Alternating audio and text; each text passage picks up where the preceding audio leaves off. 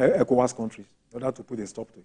All right, gentlemen. According to UNICEF, Nigeria is one of the countries with the highest number of out-of-school children globally, with a staggering figure of 18.3 million. As part of measures to check this, the Senate is seeking to increase penalty for parents who fail to enroll their children in school from 2,500 to 250,000 naira.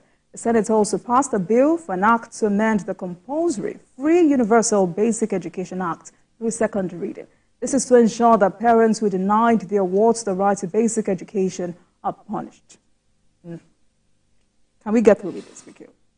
No, I think it's become very clear now that we have to address this problem. For so long, we didn't take critical steps to address the problem. And once you leave a problem to fester without looking for a revolutionary solution, it will spin out of control. The governor of Kaduna, Nasir El-Rufai, came up with a law criminalizing street hawking by children of school age. You know, and their parents were usually the ones punished, not the child, because these children are given pure water to go and sell so that the family can feed off their sweat. The elderly mother, may not have the strength and the zeal that these children have. They will pursue you in traffic. They will persuade you just for you to patronize them. And as you are patronizing them, you'll be thinking in your heart that you are helping a family to survive the vagaries of time. Now, out-of-school children is even made worse by insecurity. In the Northwest, for example, where insecurity is rampant, many students have dropped out of school. Usually when bandits attack a school, as we saw in Kaduna, there is no way it won't affect school enrollment. The trauma, for example, a child who survived the armed banditry attack, to convince that child to return to school is a big problem. This is something that I witnessed. I went to government girls secondary school, Jengebe, in Zamfara State. 1 year after the attack on the school, during which more than 100 girls were taken away. By the time I returned to the school to do a documentary, only half of the students agreed to return. The school had been reopened after more than a year, but only half returned to school. I spoke to the teachers, said half of the students here refused to come back. You can't blame them. In an area where we are pushing hard for school enrollment to go up, in an educationally disadvantaged area, that is the worst that can happen, because it will worsen things. The area is already educationally disadvantaged. We are doing our best to get them to level up with other segments, other sections of the country. But insecurity is frustrating such efforts. So I don't even think that, I think that beyond punishing parents, there are other steps that we can do. Keep the schools safe. What do you do, for example, about adults in the School of Forestry in Kaduna that Boko Haram, the bandits came and kidnapped them, took them into the bush, and they were flogging them. It took a while before they were released, and it must have been because ransom was paid. Those ones are not even children. They are adults. Some of them are your age. But no parent would want to lose his or her child on account of going to school in an area not deemed safe enough. So we have to secure schools. And where you cannot guarantee boarding, the safety of boarding schools, stop extending boarding services to students in those schools, because these guys will come in the night and take people away. I always talk about Borno State, because Borno, after Chibok, successfully came up with a policy that ensured that Boko Haram did not kidnap students after Chibok. It was in Yobe that they went to, that's Dapchi. Because what the government simply did was to relocate schools in the hinterlands, schools in the areas deemed unsafe, to the state capital. That was what they should have done with Chibok when they were preparing for the exam. They should have relocated them to the state capital to write their exam. But they felt that the armed soldiers that they had in the school were enough. How naive it turned out, because you do not know how many people Boko Haram is bringing. And if you put Nigerian soldiers, put 20 of them to guide the school, you will be convinced in your heart that this number is fair enough, they can repel any attack.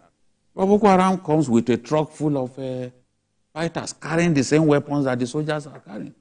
They don't have two heads. At some point, they will have to escape, otherwise they will all die. And that's what happened. So, beyond punishing parents who will not, ensure that their children are hawking on the street when they are supposed to be in school, we must take other steps. Then,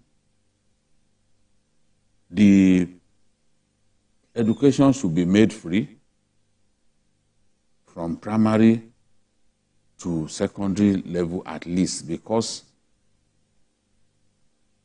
that transition is necessary. Some parents will be able to pay school fees of their children, sponsor them through primary education. After that, they stop. Some will stop after, because they cannot raise the money. They can't find money to even pay exam fees and all that. That's some states are helping with NECO fees, JAM fees and all that. But government needs to make education free up to university level. That is the best guarantee that is usually botched transition, or the percentage that transits to the higher school is very low. Absolutely. Because they usually, at that point, they say they can't pay, they can't find the money to pay anymore. So a lot of them are stagnated at primary school level. So there are steps that we need to take, but it's beyond simply punishing the parents. Adeoye, how far can this action go in addressing this menace? Well, I think just like Agide has said, laws are very good in theory, but making laws do not automatically resolve social contradictions. You have to look at issues holistically. When you are talking about children that are not going to school, first of all, you have to establish the root cause why children don't go to school. You also have to look at the economic, political, social, and cultural variables. And when you are talking about these challenges, how many children do we have that are out of school? UNICEF is talking about 18.3 million. That is a huge number. But I disagree. I think the figure is higher than what they are banditing. Now, if Nigeria has, like we're being told, we have one of the highest number of out-of-school children in Nigeria, then we have to look back. If you want to impose fines of 250,000 naira on parents that do not take their children to school, can they afford 10,000 naira can they even on their own afford 10,000 naira? Then you now want to impose. It then shows that some of our leaders don't understand, the problems that are facing their own country. And then, do we even have data of children that are being exploited? Do we keep data? A lot of people in Lagos, elsewhere, they have house girls. Some of them are 14, 13. Do we ask everyone that before you can take a house girl, you must register such a person, and then the government will have a data, local government, state government? Do we do that? The fact of the matter is that no. So it means that even the government do not have enough data on the number of children that are being exploited, that are being either sexually or economically. So when you are talking about people imposing that they must go to school, then it means you have to create the conditions. Just like Babajide has said, free education is possible in Nigeria. When we are talking about free education, it does not mean that it is free. Some people are paying for it. And exactly what Awolowo did, like we have said all over and over again, he introduced taxes, salt tax, capitulation tax. Because when it started in 1952, people thought it could never work. And then he went to communities appealing to them, come and build your own school. And then each community started providing free carpenters, free bricklayers. They were building those schools, supplying free shares. Communities on their own. That was the beginning of community schools in Southwest. People on their own came out because they were convinced that this thing is in the interest of your own children. So the communities also can invest. They can invest in agriculture to even feed puppies if it's just lunch. What are they doing? We have traditional rulers. What is their work? Small communities should be able to have community farms. That was what they did in those days. They will go to farm the community. The farm belongs to the whole community. They will produce maize, grain and other. And afternoon, they give lunch to students. That was what they did in Southwest. So our creativity needs to be enriched. We are just talking about imposing 250,000 naira for a family that cannot even afford 20,000 naira. You have Asuko Ekpayong saying the 250,000 is too lenient and there should be stiffer penalties. Now, if they had that money, won't they go to school? If they have 250,000 naira, they will go to school. From 2,500 naira, look at the percentage increase to 250,000 naira. Have they set up a research to even look at the problems itself? Because if governors are taking security vote worth 750 million, the greatest security is education for children, for our children. So it means out of this, they can also invest in providing education. Because the children that you refuse to educate, they will be tomorrow's armed robbers. They will be tomorrow's armed robbers. So it's not just about law, that when you make that law, then automatically everybody will fall in line. No. So will not. It's not even every law that is enforceable. Yeah. I don't even know how you want to enforce this, for example. They keep turning out laws that are not enforceable. Because, look, if they had the money, they won't send those children out to be hawking gala, to be hawking all kinds of things. And you see poverty written all over those children. Yeah, you will be enveloped by empathy. You will feel like doing something. Because when you patronize them, you are helping a family somewhere. That's the way I see it. So basically, Vicky, what you're saying is that government needs to do its own part, fulfill its own obligation before looking out to a lot of the people parents. in government today, if not for Awolowo, they would not have gone to school. They will not have, especially those who are like 70 years and below. They will not have gone to school. My own parents, were they rich? Yeah, they were able to get the best education. It was so bad at that time. My dad had the privilege. My dad speaks French so fluently because French was one of the European languages that they will teach you if you are an English major. Somebody from the back street, from a village, and he speaks. In fact, when his friends come around, some of them were in the army those days. I will see them speak. They will completely sideline us. They will be speaking French smoothly. So education is such a powerful tool.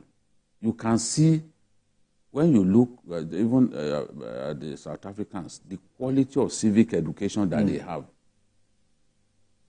When you see the South Africans speaking English, including even their former footballers, and compared to some of our own former footballers, you see that the difference is wide. the quality of education, even the quantity of education.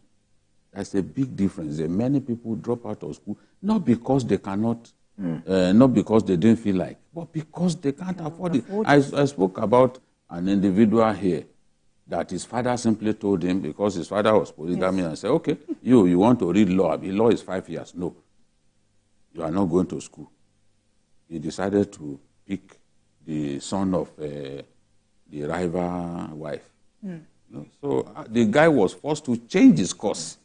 All right, gentlemen, let's take our first caller, Wale from Lagos. Good afternoon to you, Wale. Thank you for joining us this afternoon. Yeah, good afternoon. This is my first time calling. So all right, welcome. Oh, thanks for calling. Thank you. Yeah, I wanted to just say something about the youth. Please, I would like you as Mr. Otoju to please tell the federal government that I think the youth are too lazy, they are too idle. They should be allowed, the NYSC should be allowed to be, should not be for only graduates. NYSC should be at least from 16. So at least by that time, they would have, we can be oriented properly. So by the time they are 30, we can have a crop of leaders that already have the idea of where this nation should go. So that's what I just want to say. All right. And, thanks for having me on the show. All right, thank you so much, Wale. Thank you. If you like to respond. In some countries of the world, once you attain a particular age, you must do compulsory national service. And that compulsory national service will mean that you go and work in the armed forces. Many countries of the world, Korea, Serbia, different countries of the world, they are not, it's not really like the NYSC that we do. So it's not a matter of, once you come out of university, tertiary education, you go straight to NYSC. Once you attain that age, it is compulsory that you must serve your nation. So, and they will give them military training. In times of war, those are the people that they will, because no country has enough soldiers to deal with any situation. Right. But those guys that they have trained, you can call them up when there is war. Israel does that a lot. You see 21-year-olds, they call them reservists. They've received military training, mandatory military training, they've received it. So when war comes, they draft them, those reservists, they join the regular army, and they will be able to defend their country. So I don't know how we can do it, but every Nigerian should be able, whether he went to school or not, he should be able to serve his country at some point, maybe with training in the military, so that when war comes, we don't know the kind of threats that we'll face in the future. When war comes, we can then draft such people. You only need to brush them up a little bit. They'll be ready to fight for their country. All right, gentlemen.